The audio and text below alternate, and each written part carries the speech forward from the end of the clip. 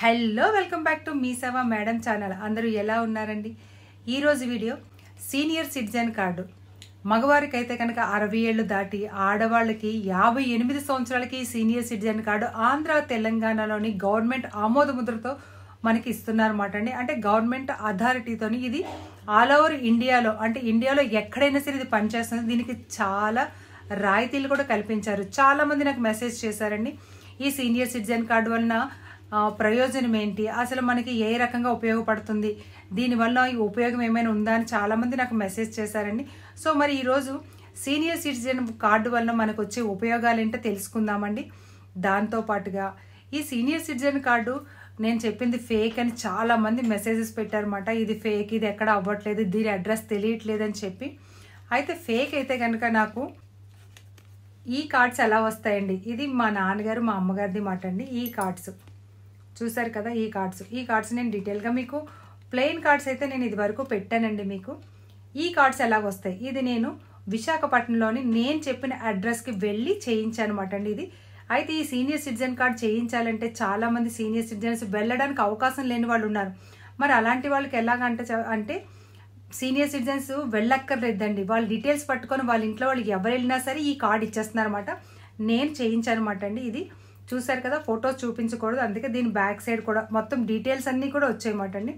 ఇలాగా దీని back side అయితే కనుక ఇలా డీటెయిల్స్ అన్నీ కూడా వచ్చాయి. సో ఇది ఫేక్ కాదండి, ఇది నిజమేనండి. ఇది గవర్నమెంట్ ఆఫ్ ఆంధ్రప్రదేశ్ తెలంగాణ 2 రాష్ట్రాల్లో కూడా ఇస్తున్నారన్నమాట. సో మరి నేను ఇచ్చిన అడ్రస్ అయితే కనుక మీకు చాలా డీటెయిల్గా ఇచ్చానండి. అది విశాఖపట్నం అడ్రస్ అన్నమాట. Government of Andhra Pradesh department of welfare and senior citizen and disability persons office మాట అండి. అది మనకి ఎక్కడ ఉందంటే కనుక విశాఖపట్నంలో ఎవరైనా సరే ఈ కార్డు తీసుకోవాలనుకుంటే కనుక Rani Chandramani Devi hospital near mental care hospital Pedawaltair జంక్షన్కి వెళ్ళాలన్నమాట అండి. మరి కాని వాళ్ళు, అంటే మిగతా డిస్ట్రిక్ట్స్ వాళ్ళు ఎక్కడికి వెళ్ళాలంటే కనుక department of welfare disability and senior citizen office మీకు ఎక్కడ ఉందో అక్కడికి వెళ్ళండి. అక్కడ వాళ్ళు మీకు చెప్తారన్నమాట. ఫస్ట్ అయితే కనుక మీకు అప్లికేషన్ ఇస్తారన్నమాట అండి. ఆ అప్లికేషన్ ఫిల్ చేసిన తర్వాత ఇలాంటిది మీకు ఒక కార్డు ఇస్తారన్నమాట అండి, ప్లెయిన్ కార్డు. ఇదైతే కనుక నేను ఇది టైప్ చేశాను, ఇది ఇలాంటిది ప్లెయిన్ కార్డు ఇస్తారన్నమాట అండి. నేను మళ్ళీ మీకు చూపిస్తాను స్క్రీన్ మీద. ఆ ప్లెయిన్ కార్డు మీద మీరు టైప్ చేయించుకోవాలన్నమాట అండి. ఫస్ట్ అప్లికేషన్ ఇస్తారు, ఆ అప్లికేషన్ మీకు చూపిస్తాను. ఆ అప్లికేషన్ నింపేసి దాంతో మీరు ఏంటంటే ఆధార్ కార్డు, ఒక 2 ఫొటోస్, ఒకటేమో స్టాంప్ సైజ్ ఫోటో, ఎందుకంటే ఈ కార్డు మీద అంటించడానికి స్టాంప్ సైజ్ ఫోటో ఉండాలి. అలాగే ఇంకోటి ఏంటంటే అప్లికేషన్ మీద అంటించడానికి ఒక ఫోటో అన్నమాట అండి. 2 ఫొటోస్ ఉండాలి, passport size photo, stamp photo. 2 passport size photos అయినా పర్వాలేదు. దాంతోపాటు ఆధార్ కార్డు. కానీ అప్లికేషన్ మాత్రం డీటెయిల్గా నింపాలి. అప్లికేషన్ నింపిన తర్వాత ఈ కార్డు ఇలా ప్లెయిన్గా మనకి ఇస్తారన్నమాట అండి. ఈ సంతకము, ఈ స్టాంప్ అది లేకుండానా. అప్పుడు మనం ఏం చేయాలంటే దీని మీద ఇక్కడ మన పేరు, ఇక్కడ మన వయసు నింపాలన్నమాట అండి. అంటే టైప్ చేయాలి మనం. మీకు ఎవరికైనా తెలియకపోతే మీ దగ్గరగా ఉన్న మీ సేవకు కానీ లేకపోతే నెట్ సెంటర్కి కానీ వెళ్తే వాళ్ళే చేసిస్తారు. నేను చేసిస్తున్నానండి అందరికీ. ఎవరికైనా కావాలంటే మా సెంటర్కి రావచ్చు అన్నమాట.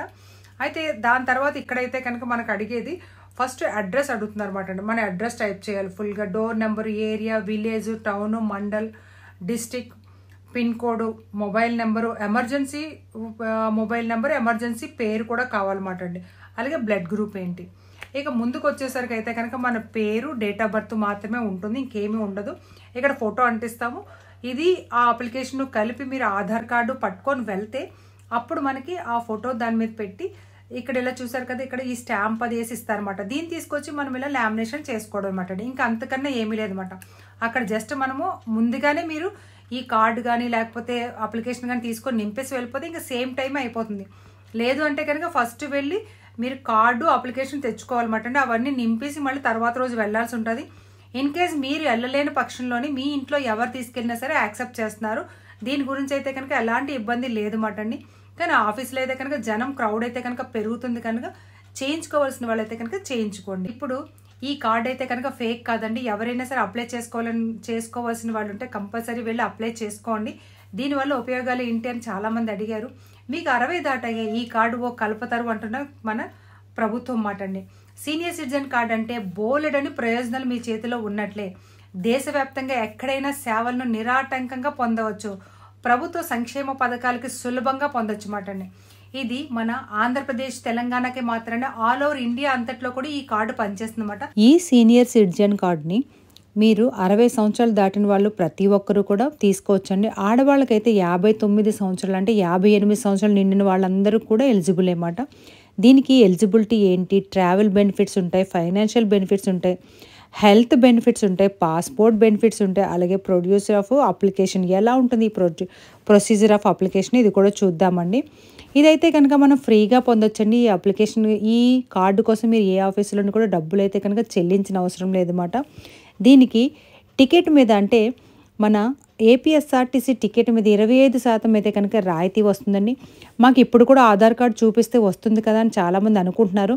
కానీ ఇకపై ఈ కార్డు చూపిస్తేనే మీకు వస్తుందన్నమాట అండి. ఈ సీనియర్ సిటిజన్ కార్డు చూపిస్తేనే మీకు ఈ 25% రాయితీ అన్నది మీకు వస్తుందన్నమాట అండి ఆర్టీసీ బస్సుల్లో. అలాగే ఆర్టీసీ బస్సుల్లో వృద్ధులకు ప్రత్యేకంగా 2 సీట్లు రిజర్వ్ చేస్తారు.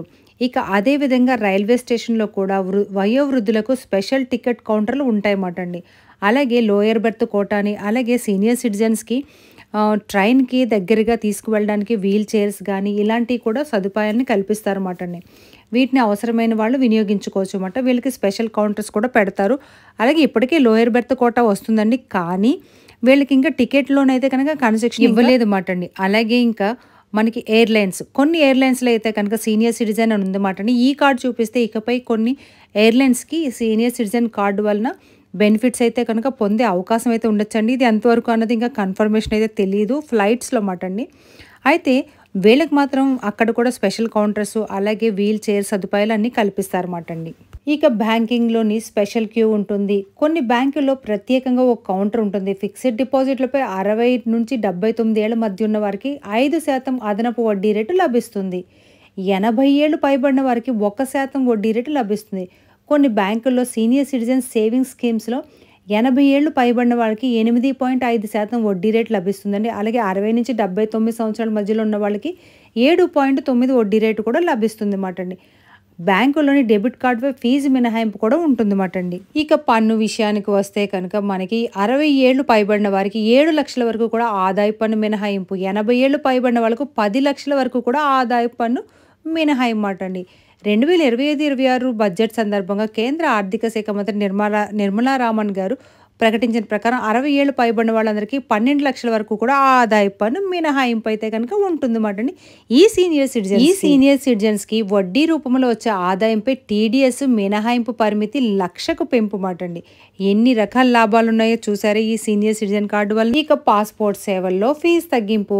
60 ఏళ్ళు దాటిన వరకు కొత్త పాస్పోర్ట్ కోసం స్లాట్ బుక్ చేసుకుంటే ఫీజులో 10% తగ్గింపు ఉంటుందన్నమాట అండి. అలాగే మామూలుగా అయితే 1,500 రూపాయలు ఉండగా వృద్ధులకైతే కనుక 1,350 రూపాయలు మాత్రమే ఉంటుంది. ఇంకా పాస్పోర్ట్ కేంద్రాల్లో కూడా వీళ్ళ కోసం ప్రత్యేకంగా కౌంటర్లు అయితే కనుక అరేంజ్ చేస్తారన్నమాట అండి ఈ సీనియర్ సిటిజన్ కార్డు ఉన్న వారందరికీ కూడా. ఇక హాస్పిటల్స్లో కానీ మెడికల్లో కానీ లేకపోతే ఇక మీకు చెప్పాలనుకుంటే సీనియర్ సిటిజన్ వరకు ఆయుష్మాన్ భారత్ ద్వారా 5 లక్షల రూపాయల సంవత్సరానికి ఇన్సూరెన్స్ కూడా ఉంది మాట అండి. ఇంకా అదే కాకుండా మీరు చేయించుకున్న టెస్టుల్లో కానీ మీరు తీసుకున్న మెడిసిన్స్లో కూడా రాయితీలు కల్పిస్తున్నారు ఈ సీనియర్ సిటిజన్ కార్డు ఉన్న వాళ్ళందరికీ కూడా. ఇక కోర్టు విషయానికి వస్తే కనుక సీనియర్ సిటిజన్లకు సంబంధించి కేసుల విచారణ విషయంలో న్యాయస్థానాలు ప్రాధాన్యతమిస్తాయి. వారు లేఖ రాసినా లేదా విచారణ సందర్భంగా పిటిషన్ల తరపున న్యాయమూర్తులను కోరినా కూడా వారి కేసులకు ప్రత్యేక విచారణ తేదీలు కేటాయిస్తారు. ఈ అప్లికేషన్ ఎలా నింపాలో నేను మీకు ముందు వీడియోలో పెట్టానండి. ఆ వీడియో లింక్ కూడా డిస్క్రిప్షన్లో ఇస్తాను. అది ఎవరైనా చూసి నింపొచ్చు మాట అండి. ఇదైతే కనుక ఫేక్ కాదండి, ఇది నేను ఖచ్చితంగా చెప్తాను. మా ఇంట్లో నేను చేయించాను కనుక ప్రూఫ్తో సహా మీకు చూపిస్తున్నాను. మరి చూసారు కదండి. ఈ వీడియో నచ్చితే లైక్ చేయండి, షేర్ చేయండి, సబ్స్క్రైబ్ చేయండి, మీ వాళ్ళందరికీ పంపించడం మర్చిపోకండి. సీనియర్ సిటిజన్స్ ప్రతి ఇంట్లోనే ఉంటారు కదండి. ఈ వార్త తెలిస్తే కనుక అందరూ హ్యాపీగా ఫీల్ అవుతారు.